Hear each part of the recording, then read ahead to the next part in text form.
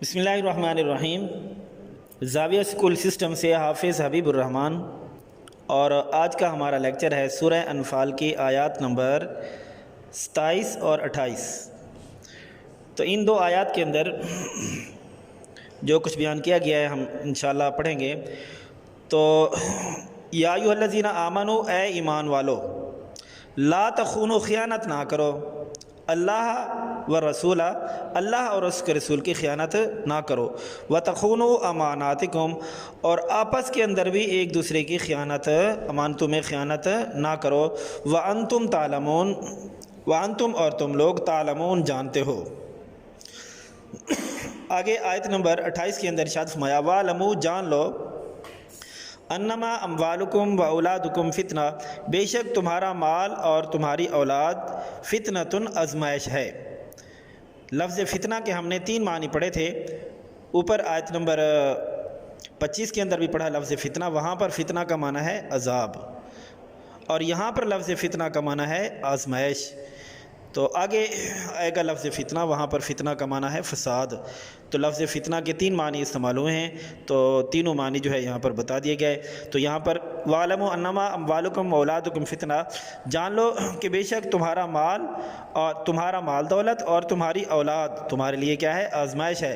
وَأَنَّ اللَّهَ عِندَهُ أَجْرٌ عَظِيمٌ، اور بے شک اللہ تبارک و تعالیٰ کے پاس بہت بڑا اجر ہے۔ اللہ تبارک و تعالیٰ کے پاس کیا ہے؟ بہت بڑا اجر ہے۔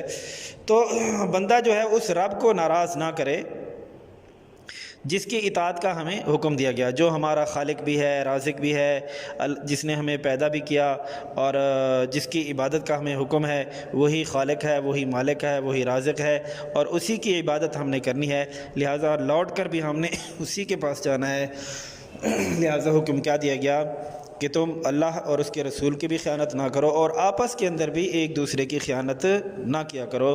تو ان 2 آیات مبارکہ کے اندر یہی جو وہ حکم دیا گیا کہ اللہ اور اس کے رسول کی امانتوں کے اندر بھی خیانت نہ کرو، اور آپس کے اندر بھی جو تم امانتیں رکھتے ہو ایک دوسرے کے پاس، ان امانتوں کے اندر بھی خیانت نہ کرو۔ اور آخری آیت مبارکہ کے اندر کیا ارشاد فرمایا کہ تمہارا مال دولت اور تمہاری اولاد تمہارے لیے آزمائش ہے، یعنی مال دولت کو اور اولاد کو آزمائش کہا گیا۔ کیوں آزمائش کہا گیا؟ اس لیے آزمائش کہا گیا کہ اکثر طور پر انسان، بندہ مومن جو ہے، وہ مال دولت کی خاطر یا پھر یہ ہے کہ اپنی اولاد کی خاطر اللہ تبارک و تعالیٰ کی نافرمانی کا ارتکاب کر بیٹھتا ہے۔